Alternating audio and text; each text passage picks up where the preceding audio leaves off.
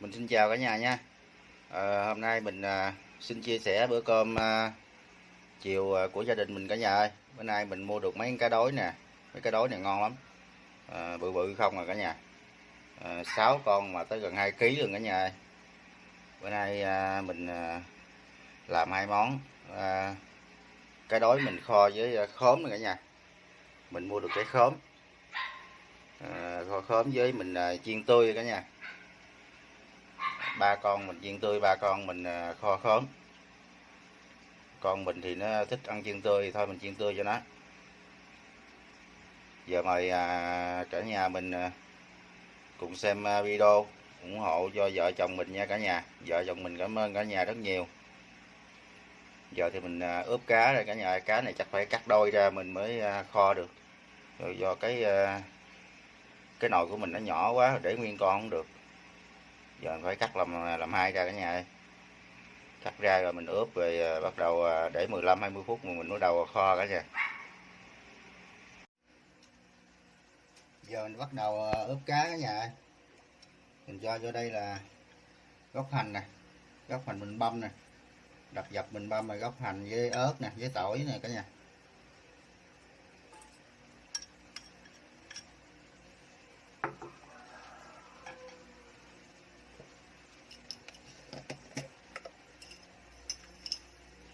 Cho đây bột ngọt,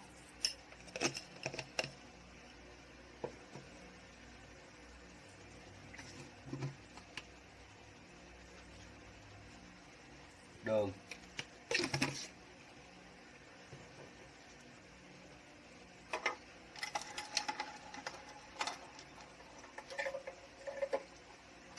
tiêu mình chưa xay tiêu, để mình xay tiêu cả nhà.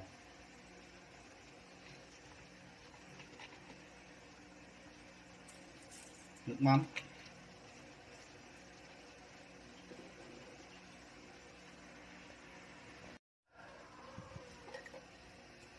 xíu tiêu,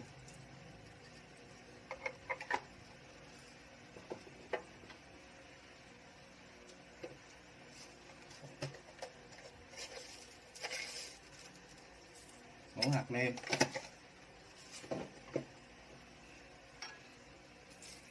rồi giờ mình trộn cái gia vị này lên cho nó thấm đều cá cả nhà, để khoảng 15-20 phút cho thấm rồi mình bắt đầu kho.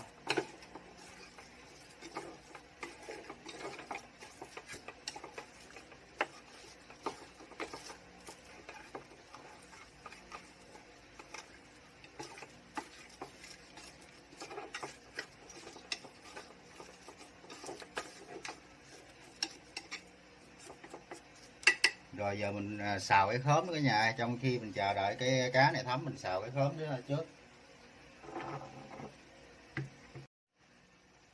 Rồi chảo nóng rồi, giờ cho dầu vô xào khóm.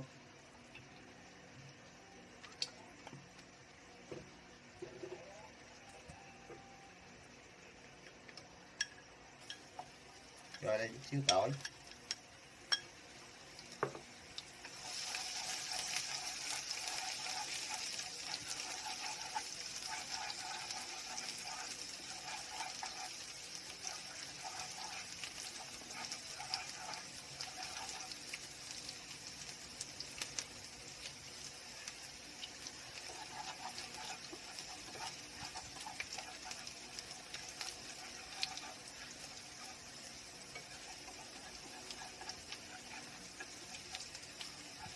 Tỏi vàng mình cho khóm vô.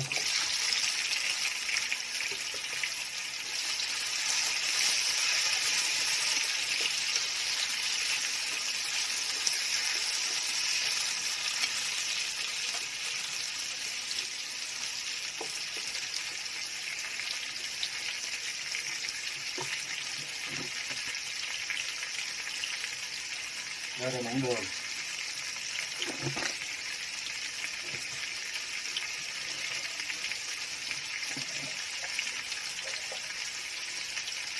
Hạt nêm.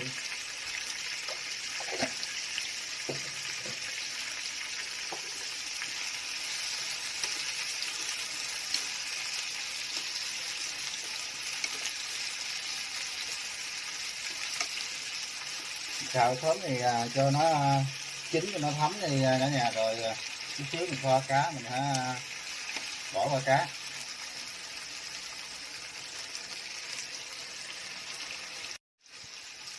Giờ thấm của mình nó cũng thấm rồi nè cả nhà. Bây giờ mình bắt đầu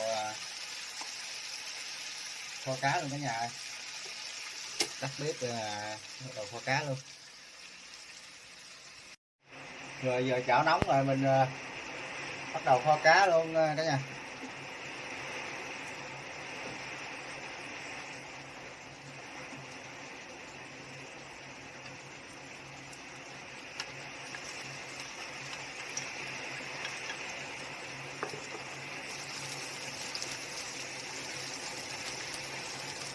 Miếng ớt.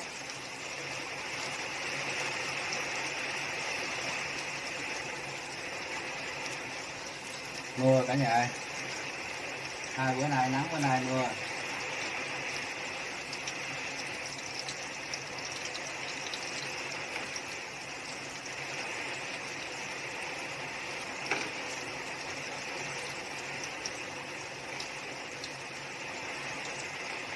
Rồi tỏi vàng cho cá vô. Cá vô mà sơ sơ cho nó ha. Cho nó thấm rồi mình cho nước vô nè.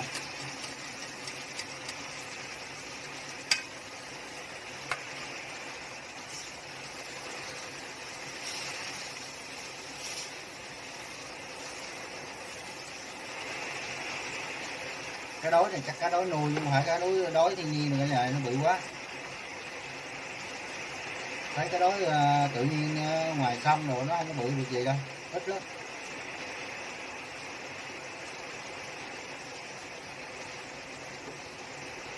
Cái này phải phứa ra làm hai nè mới kho được.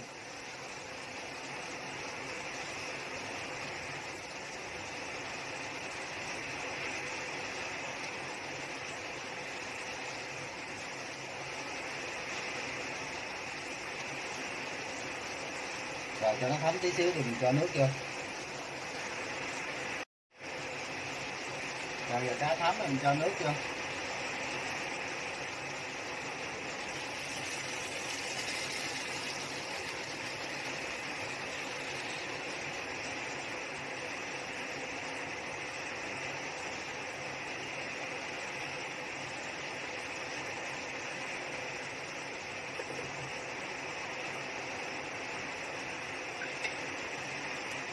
Rồi tí xíu cho nó lên bọt rồi vớt bọt mình nêm nếm lại, thả khóm vô nêm nếm lại cả nhà. Giờ cho khóm vô luôn cả nhà cho nó thấm. Thơm quá, ngon quá cả nhà ơi.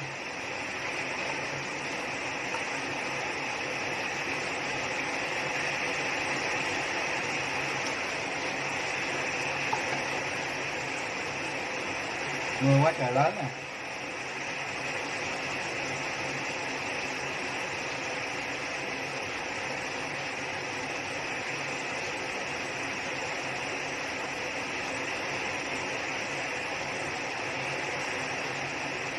Mùi khóm đó, mình xào đầu nó lên cái mùi thơm.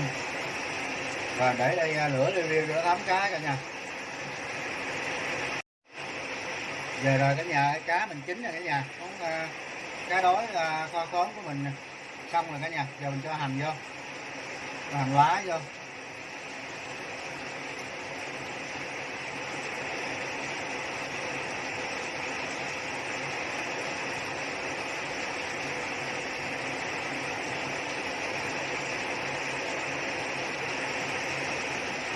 Cho hành lá vô, cho mấy cái ớt vô luôn cả nhà.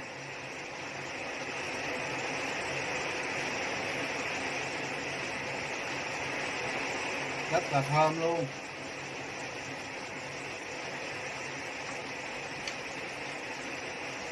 Rồi mình cho vô miếng tiêu nữa là tắt lửa, tắt bếp cả nhà.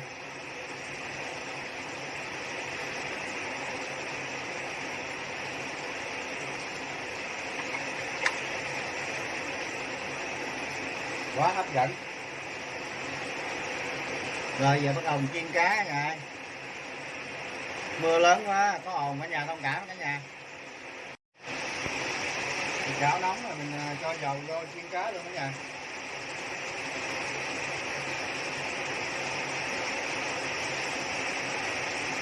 Mưa quá trời luôn. Tại mình lỡ làm mình thôi mình làm luôn, mưa quá trời mưa.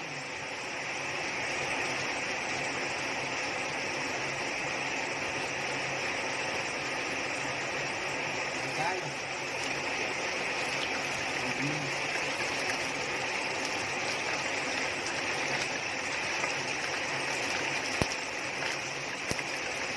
Cái này bụi quá.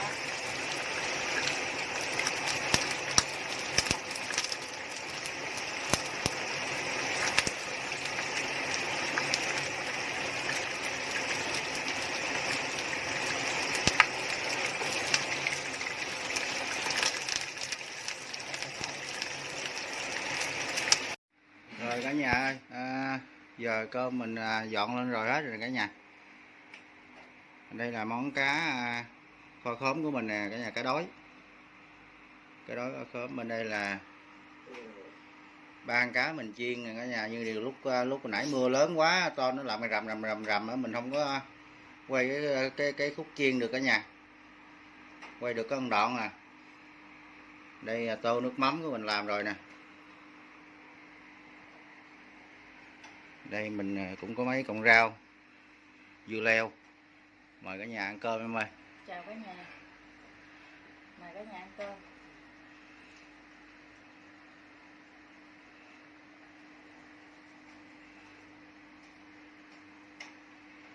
Cá này chắc béo lắm. Bỏ đó con. Để múc nước mắm ra đây.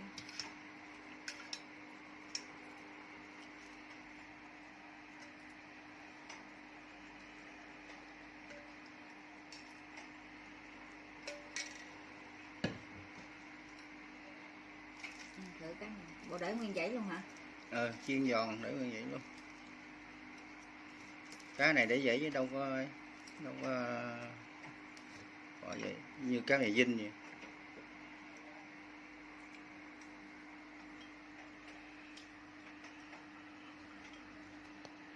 Béo.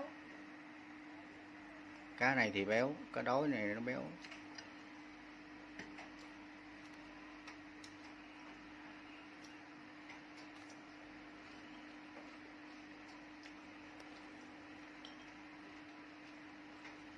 Ngon quá.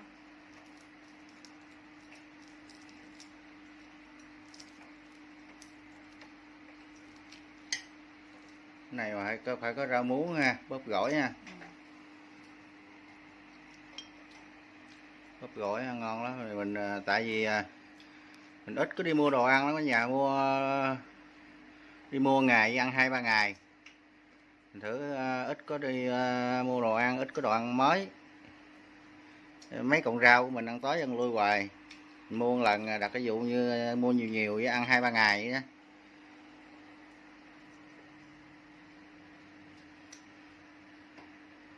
Xương không?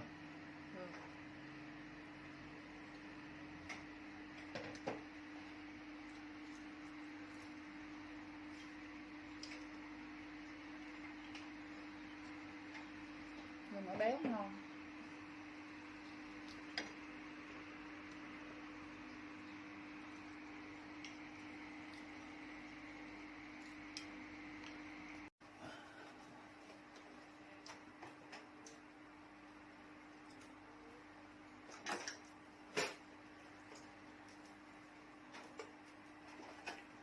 Mời cả nhà ăn cơm cả nhà ơi.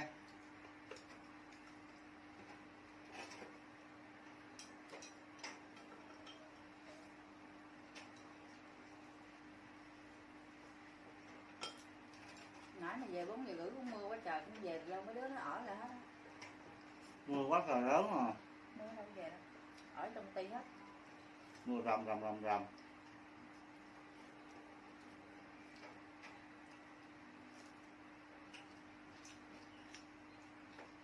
Có ở xương mà.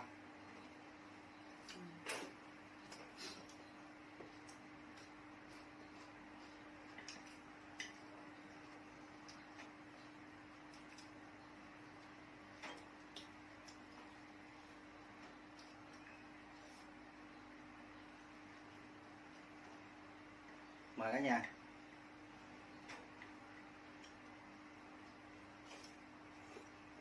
Vậy bổ sung hình thành gì mà tới 4 giờ rưỡi mới đem về. Có mười mấy thôi.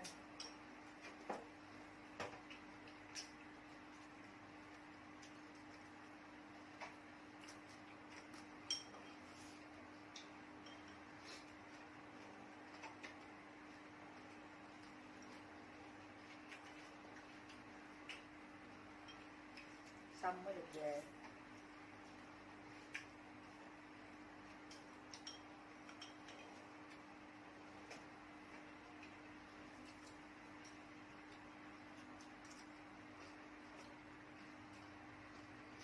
Dưa leo này ngọt ghê. Ừ.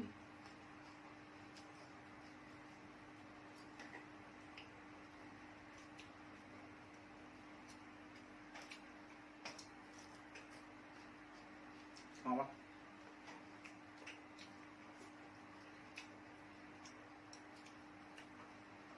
Tùy chưa lấy phần cơm chai. Ai ăn? Nó ăn. Nó ăn cơm chay à? Ừ, có tàu hũ, bắp xào, rồi nấm, kim châm, kim chi gì đó. Ăn cơm mặn thì có lưỡi trâu.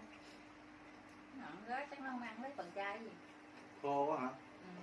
Khô có lưỡi trâu ngọt ngọt đó cái gì? Nay bà Cúc nó mặn lắm. Ăn không nổi.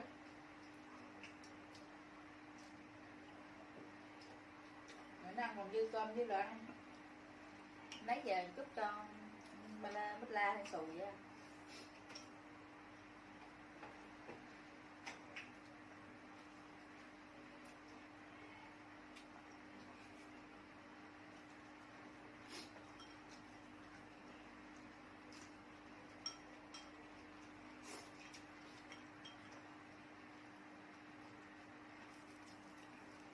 Cá này béo ghê ha. Ừ.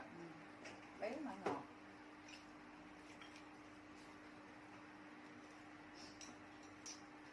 Cá này bà làm xíu mà hay kho với mía mình chắc phía dưới á. Ngày xưa cá kến ngày xưa nhỏ xíu à. Ừ. Chưa bằng cá kến á.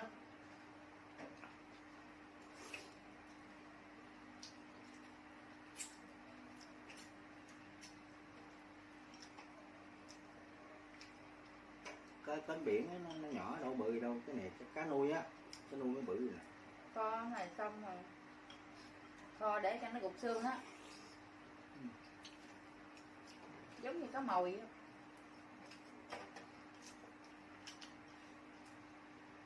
Cất một lớp mía, lớp khóm, lớp mía, lớp khóm vậy đó.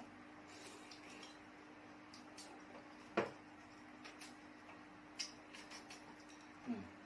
Cá này cái đậu béo.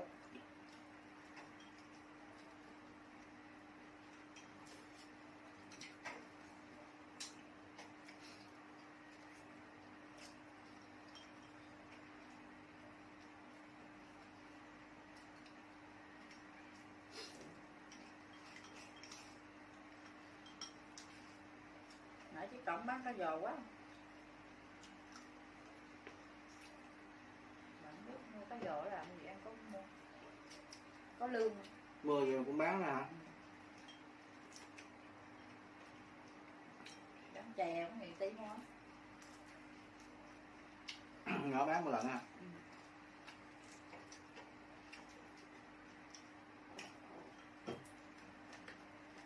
Nó ra không bán, không trời nắng không bán, tới nó bán mưa. Không là ngày nào cũng bán.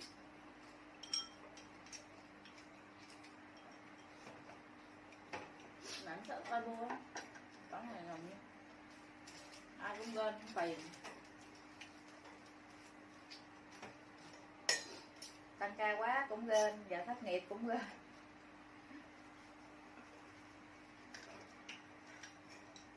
Tăng ca quá thì nói em tăng ca giết mệt.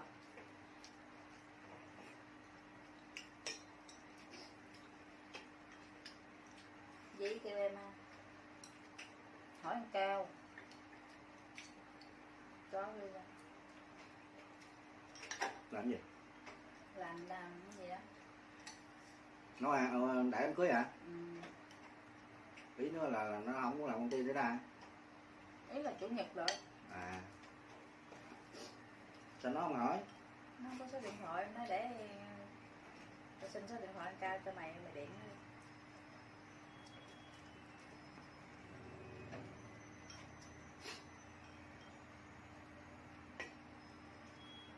Không biết em có số điện thoại anh Cao không, nó quên.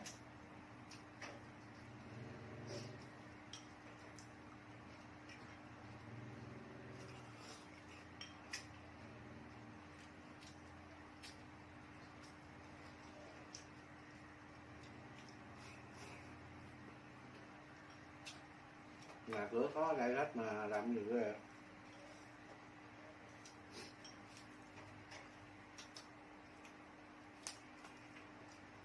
Ở trọ gì đâu mà. Hỏi em đi không? Em nói có bệnh đau sao không đi đâu. Bệnh hoài. Cao nó 3 với 4 giờ khuya đi vậy.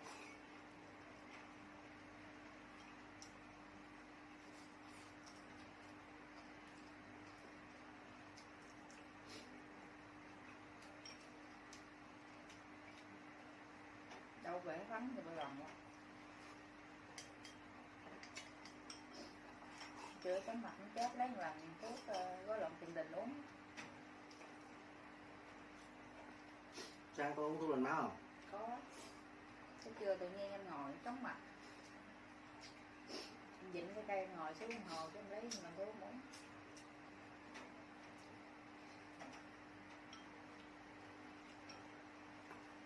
Ngon quá, cá kho béo.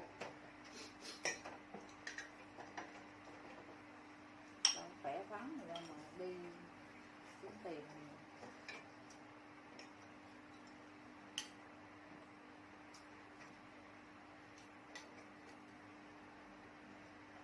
Tiền ai cũng ham chứ người ta có sức khỏe.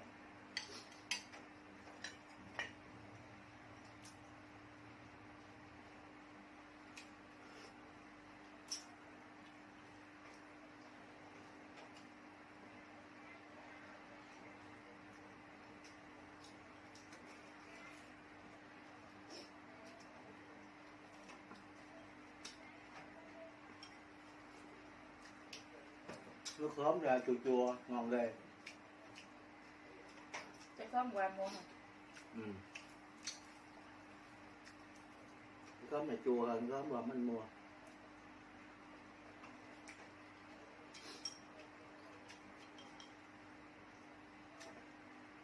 Qua em tưởng có gì ăn mua con lóc. Nó không chua. Vậy nó nấu rồi. Không.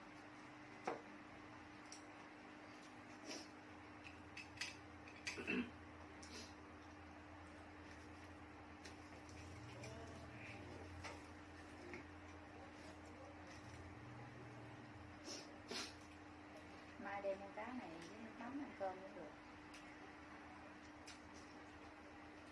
Con cá mạnh mạnh cái cá quá trời. Em ăn đã gì nhiều. Ăn nữa con. Nửa con cá nhiều nhiều.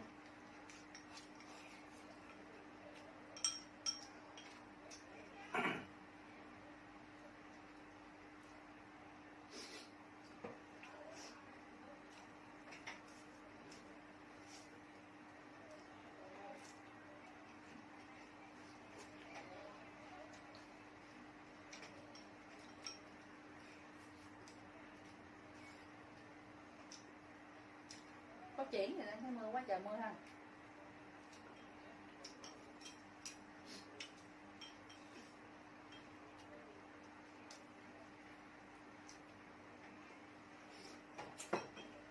Cũng ngon.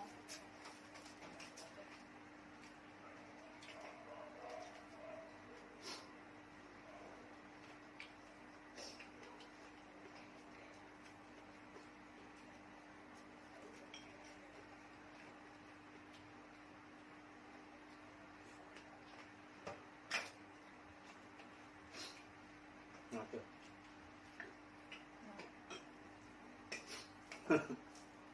Ăn miếng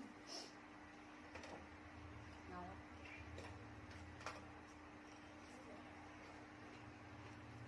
Cái bụng uống thuốc có bụng hay gì á? Em có bụng, cái bụng mà phải khó chịu uống thuốc em có lòng thùng định. Thuốc nó cào cái ruột. Lâu tới.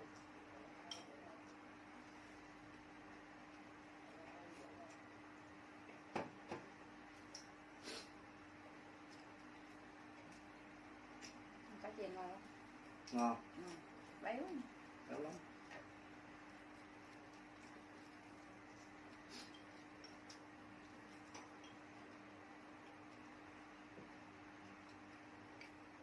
Nó chỉ có xương hay bụng thôi à. Ừ.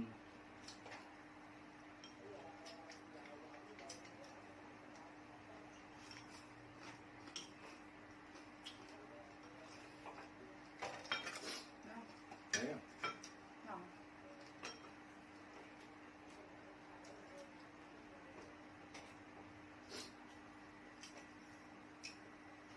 Ăn đi.